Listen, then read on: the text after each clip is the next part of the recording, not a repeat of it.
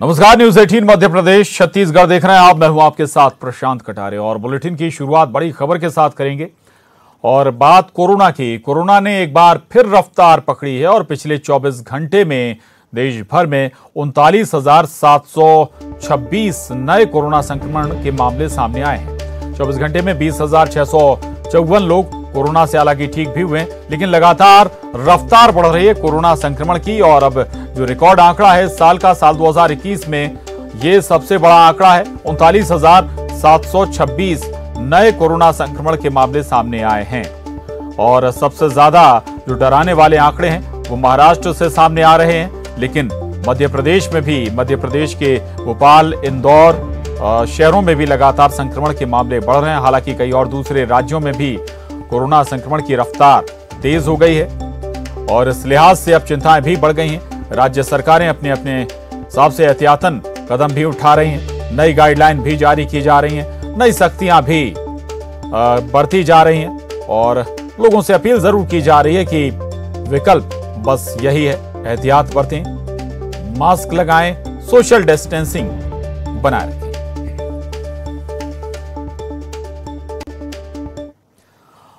और बड़ी खबर है, कोरोना के बढ़ते प्रकोप को देखते हुए बीएमसी का बड़ा फैसला। मुंबई के सभी मॉल के बाहर स्वैब कलेक्शन टीम करेगी तैनात और मॉल में जाने से पहले सभी नागरिकों का कोरोना टेस्ट किया जाएगा। बिना टेस्ट के किसी को भी मॉल में एंट्री नहीं दी जाएगी। बीएमसी अब एंटीजन टेस्ट करेगी। तो ये मुंबई महानगर पालिका का बड़ा फैसला है और मुंबई के अब सभी मॉल के बाहर स्वैब कलेक्शन की व्यवस्था की जाएगी और यहां पर स्वैब कलेक्शन टीम तैनात रहेगी। मॉल में जाने से पहले सभी नागरिकों का कोरोना टेस्ट किया जाएगा और किसी का भी बगैर टेस्ट के किसी को भी मॉल में एंट्री नहीं दी जाएगी। एंटीजन टेस्ट की तैयारी है हर मॉल के बाहर और अगर उसमें कोई भी संदिग्ध पाया गया तो फिर उसे मॉल में एंट्री नहीं मिलेगी। मॉल में एंट्री से पहले हर हाल में टेस्ट कराना ही होगा। ये बीएमसी का फैसला है। मुंबई में दरअसल लगातार मामले सामने आ रहे हैं। महाराष्ट्र के ही नागपुर में पूरा कंप्लीट लॉकडाउन एक हफ्ते का पहले ही लग चुका है। कई दूसरे जिलों में नाइट कर्फ्यू पहले ही लगाया जा चुका है। तो ये बड़ी खबर है मुंबई से। बिना टेस्ट के अब मॉल में मुंबई में एंट्री नहीं होगी। एंटीजन टेस्ट कराना होगा और टेस्ट में नेगेटिव आने पर ही आपको मुंबई के किसी भी मॉल में एंट्री मिल पाएगी। बीएमसी इसके लिए स्वैब कलेक्शन टीम के लिए तैनात करेगी हर मॉल के बाहर और एंट्री तभी होगी आपकी जब एंटीजन टेस्ट में आपकी रिपोर्ट नेगेटिव आएगी।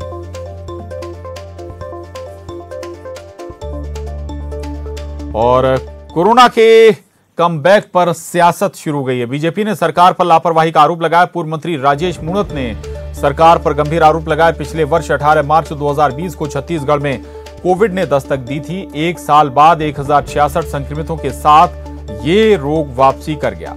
सरकार की लापरवाही और देर से लिए गए निर्णय इसके लिए जिम्मेदार हैं। राजेश मूणत ने ट्वीट कर छत्तीसगढ़ सरकार पर यह गंभीर आरोप लगाए। तो राजेश मूणत छत्तीसगढ़ सरकार पर हमलावर हैं। दरअसल छत्तीसगढ़ में भी कोरोना कमबैक कर रहा है और इसी के बाद विपक्ष को सवाल उठाने का मौका मिला है। और अब रुक और बड़ी खबर इस वक्त इंदौर से। गोदाम में भीषण आग लग गई। इंदौर में डिजिटल सेटअप गोदाम बताया जा रहा है जिसमें आग लगी है। मांगलिया इलाके में ये गोदाम स्थित है और आग से करोड़ों के नुकसान की आशंका जाहिर की जा रही है। 5 घंटे बाद आग पर किसी तरह काबू पाया जा सका। तो ये बड़ी खबर इंदौर से है जहां पर एक डिजिटल सेटअप गोदाम में जबरदस्त आग लग गई और आग लगने से करीब करोड़ों का नुकसान बताया जा रहा है। 5 घंटे लगातार ये आग लगी रही। काफी मशक्कत के बाद, कोशिशों के बाद इस आग पर काबू पाया जा सका। ये तस्वीरें आपके टीवी स्क्रीन पर हैं। लगातार धुएं का गुबार उठता हुआ मांगलिया इलाका बताया जा रहा है जहां पर यह गोदाम स्थित है। काफी बड़ा गोदाम और करोड़ों का इसमें सामान रखा हुआ था। डिजिटल सेटअप का ये गोदाम बताया जा रहा है। विकास हमारे साथ जुड़ गए जानकारी के साथ। विकास, आग बुझाई जा चुकी है, क्या स्थिति, आकलन हो पाया, कितने का नुकसान? जी बिल्कुल, प्राइमरी केस की अगर बात की जाए तो करोड़ों के नुकसान की आशंका जताई जा रही है। मांगलिया इलाके में स्थित ये सेट टॉप बॉक्स का गोडाउन था और सुबह के वक्त अचानक इसमें आग लगी। ये स्पष्ट नहीं हो सका है कि आखिर आग लगने के कारण क्या थे। फिर भी आशंका व्यक्त की जा रही है कि ये शॉर्ट सर्किट की वजह से अचानक आग लगी होगी। लिहाजा लगभग 5 घंटे की कड़ी मशक्कत के बाद दमकल ने आग पर काबू पाया और आग पर काबू पाने के लिए गोदाम की जो दीवारें थी उन्हें तोड़ा गया। उसके बाद ही स्थितियां नियंत्रण में आई और अभी फिलहाल आग पूरी तरीके से नियंत्रण में है। जी बिल्कुल बिल्कुल विकास, आग ये कब लगी, क्या समय रहा होगा अब? और दूसरी बात एक और भी, क्या इस गोदाम में आग से नियंत्रण पाने की व्यवस्था नहीं थी क्या कोई? जी बिल्कुल, सुबह का लगभग 5 से 6 बजे का वक्त बताया जा रहा है जब ये आग लगी और जैसे ही आग की सूचना मिली दमकल की टीमें मौके पर पहुंच चुकी थी। हालांकि शुरुआती जिस प्रकार से बात की जाए कि तमाम जो संसाधन जो होने चाहिए वो पर्याप्त संसाधन समर्थन नहीं रहे होंगे, यही वजह बनी कि आग ने विकराल रूप ले लिया। और सामान्य तौर पर अगर बात की जाए तो तमाम ऐसी चीजें हैं जो बेसिक संसाधन होते हैं वो अक्सर व्यवसायिक प्रतिष्ठानों में नहीं देखने को मिलते हैं। यही वजह रहती है कि जब भी आग लगती है तो विकराल रूप लेती है और अक्सर दमकल की ही आवश्यकता पड़ती है उस आग को बुझाने में। इस परिस्थिति में यही देखने को मिला कि यहाँ जो शुरुआती संसाधन होने चाहिए थे वो नाकाफी साबित हुए, क्योंकि डिजिटल सेटअप बॉक्स का ये गोडाउन था, पूरा प्लास्टिक का इसमें सामान था।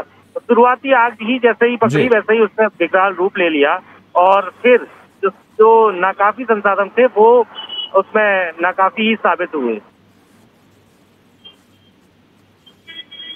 बिल्कुल बिल्कुल, वक्त भी ऐसा रहा, शायद आग बुझाने के लिए लोग उतने तत्पर नहीं हो पाए होंगे तुरंत। सुबह आप बता रहे हैं सुबह 5 बजे का समय। विकास, ये मांगलिया क्षेत्र बताया जा रहा है इलाका, ये इंडस्ट्रियल एरिया है या फिर आसपास कुछ रेसिडेंशियल भी हैं? क्योंकि ये भी महत्वपूर्ण है कि अगर आसपास वाकई में रेसिडेंशियल हैं तो फिर लोगों की चिंता भी बढ़ सकती थी, और अगर इंडस्ट्रियल एरिया है तो आसपास के जो दूसरे गोदाम होंगे या फिर फैक्ट्री होंगी उनको भी नुकसान पहुंच सकता था। जी, क्योंकि मांगलिया जो इलाका है ये शहर का आउटर इलाका है और तमाम व्यावसायिक गतिविधि या संचालित होती है और ग्रामीण इलाका है। हालांकि जिस जगह आग लगी उसके आसपास कोई रेसिडेंशियल इलाका नहीं है और गोडाउन जरूर उसके आसपास जो है वो व्यावसायिक प्रतिष्ठान ही है सारे। लेकिन समय रहते ही दमकल की टीम ने तत्परता दिखाई, क्योंकि सुबह का जो वक्त था बहुत ज्यादा यातायात आवागमन नहीं था। यही वजह बनी कि तत्काल दमकल सक्रियता के साथ मौके पर पहुंचा और आग पर नियंत्रण पा लिया है। और उसके बाद आसपास के जो गोडाउन थे, आसपास की जो चीजें थी वो उसपे किसी प्रकार की हानि नहीं हुई, किसी प्रकार के कोई आग जनी की घटना वहां तक नहीं हुई। और सब यही गनीमत रही कि सुबह का वक्त था, दिन का वक्त होता तो शायद दमकल को भी वहां पहुंचने में वक्त लगता और तब तक और आग विकराल रूप ले चुकी होती और आसपास के भी जो प्रतिष्ठान है उन्हें भी अपने जद में ले लिया होता। बिल्कुल विकास, जब ये आग लगी कोई मौजूद नहीं था क्या गोडाउन में? जिस वक्त ये आग लगी उस समय गोडाउन के जो सुरक्षाकर्मी के बतौर जिन्हें वहां पदस्थ किया गया था वो थे, उसके साथ साथ कुछ अन्य लोग भी वहां मौजूद थे जिन्होंने दमकल को सूचना दी। और चूंकि आग जैसे ही लगी, चूंकि मैंने बताया पूरा प्लास्टिक का सामान था, इसलिए शुरुआती वक्त में ही आग ने विकराल रूप ले लिया।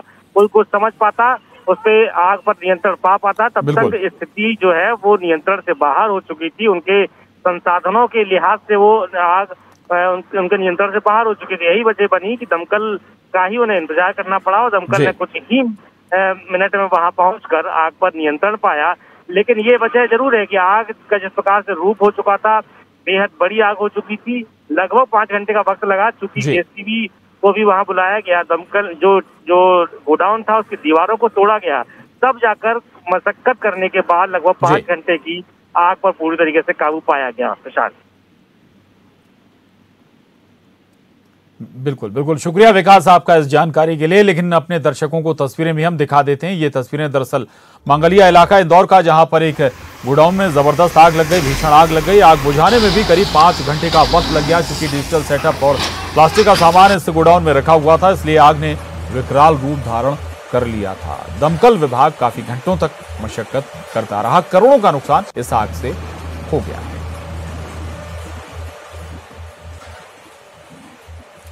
और यहां रुक रहे हैं एक छोटे से ब्रेक के लिए, फौरन लौटेंगे।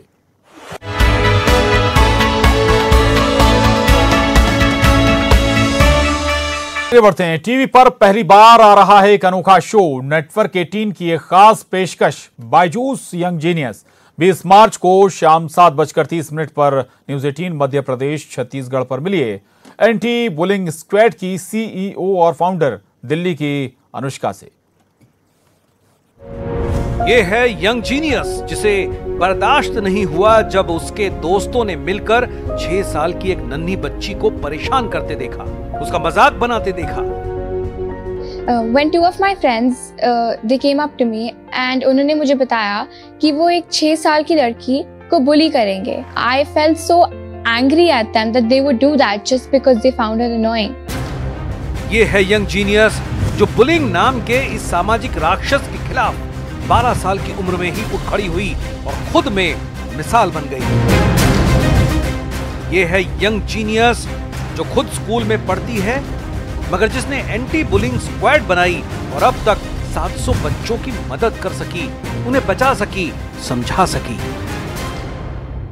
और मैंने पता किया कि 70% लोग दुनिया में बुली हो रहे हैं। मुझे इसके बारे में कुछ करना पड़ेगा and I started anti-bullying squad, जिसने स्कूलों, कॉलेजों में परेशान करने, बुलिंग करने के खिलाफ एक सामाजिक मुहिम छेड़ी, जो लोगों को बुलिंग के खिलाफ शपथ दिलवाती है और एक दूसरे से प्यार और इज्जत से पेश आना सिखाती है।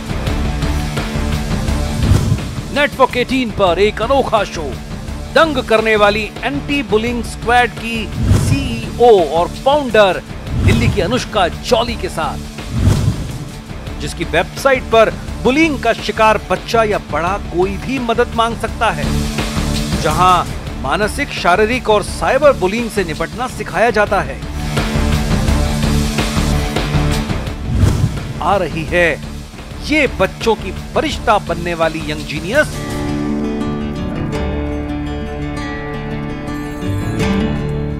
और आप तक खबरें पहुंचाने की जिम्मेदारी के साथ मैं भी हर बुलेटिन के बाद मास्क के साथ साथ पूरे कोविड गाइडलाइंस फॉलो करता हूं। याद रखिए, दवाई भी कड़ाई भी, तो मास्क जरूर पहनिए। नमस्कार।